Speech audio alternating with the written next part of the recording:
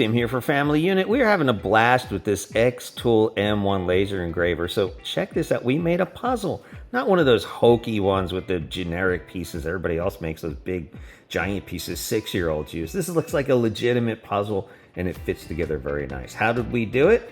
Well, I'm going to show you how. We engraved it on xTool official 3mm basswood.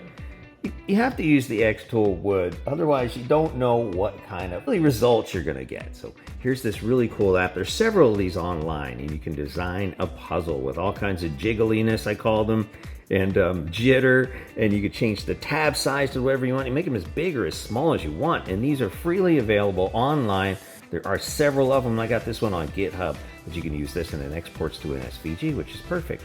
Now, I'm not real good with metric, I'm not going to lie, so I need to do a little conversion to make sure it fit on my 12x12 wood. And I wanted to leave a little bit of room on the top so we can engrave something later on. I didn't do it here. This is the first time I ever did it. So I exported my jigsaw as an SVG, and then I went into the xTool software and imported it. And look at this, it's perfect, the right size and everything. Now there are multiple layers here. SVG will export as a multiple layer file.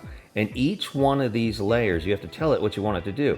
So the border, you have to tell it to cut, and then jiggly line vertical, you have to tell that to cut, and jiggly line horizontal.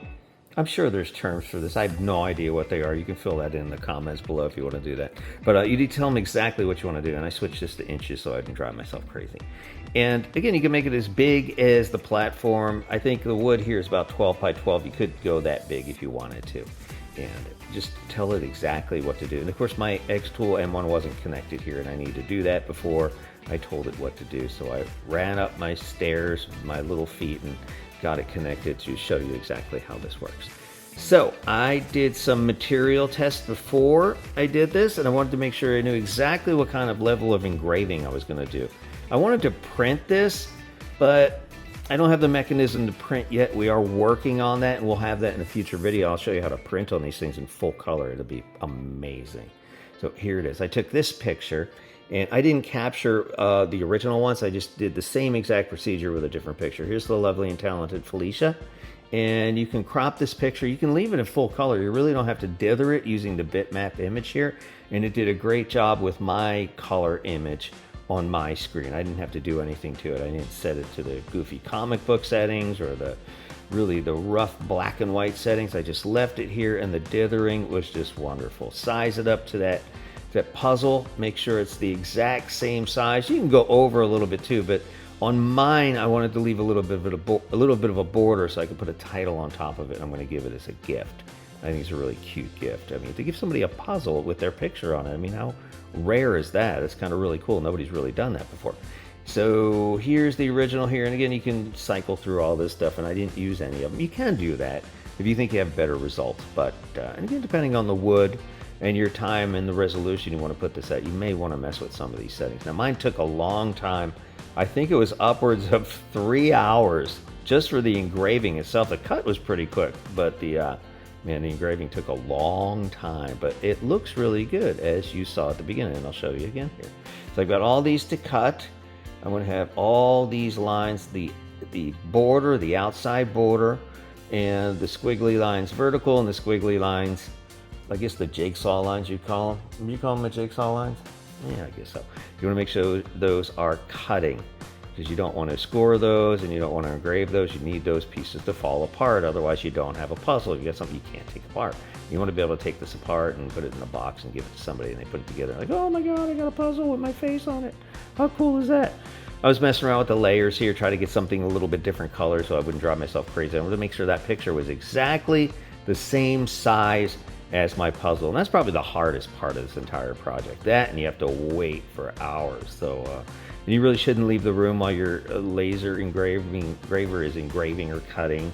There's that fire possibility because you are using wood, and a laser beam, just like Star Wars, it's like Darth Vader. So here's my materials test. On the left side, this is my M1, and I do this with every piece of material we use to make sure. I wanted to know exactly how deep I want to engrave on this thing. I did some fine detail here. I want to see what it was. So I'm not going to tell you what settings I used, because you need to do your own array on your own materials, because if you copy mine and you're using different wood, it's going to come out wonky. So you really need to do that array test. And I can tell you that I went a little bit lighter on the power and a little quicker on the speed. So this is not what I used on mine here. Again, use your own and do that array to make sure it comes out exactly the way you want it to look, and really test all those materials. That's the best way to get just really good results. Because if you're using different wood, it's going to come out totally different.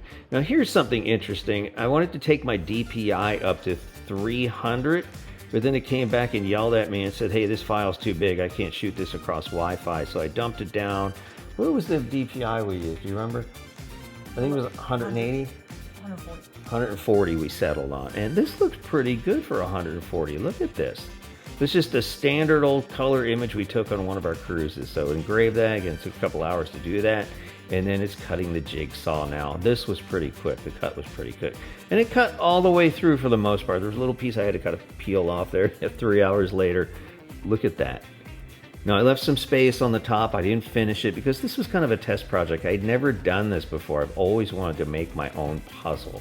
And I tried to do this with cardstock and it failed miserably with our Cricut machine, but this is some next level stuff right here. The pieces fit together wonderfully. It feels like it's quality. Wouldn't you say it's a nice quality? I mean, yeah. This would be a great gift for somebody. Just a personalized, actually we're gonna make these for our kids, and hopefully they're not watching. Well, they don't watch our YouTube. And we're gonna mail it to them as kind of a gift, and I think it's gonna be amazing. And again, you can make these tabs as big or as small as you want in that software that we showed you at the beginning of this video, which is amazing. So if you want the bigger tabs, you can do that. But I thought this fit perfectly for what it is there. And the picture looks great. The engraving looks like a photograph on there. And I'll tell you what, we had a hard time putting this puzzle together, didn't we? We did. We were trying to figure out how it all fit together, which is what you want. You don't want a puzzle to be too easy.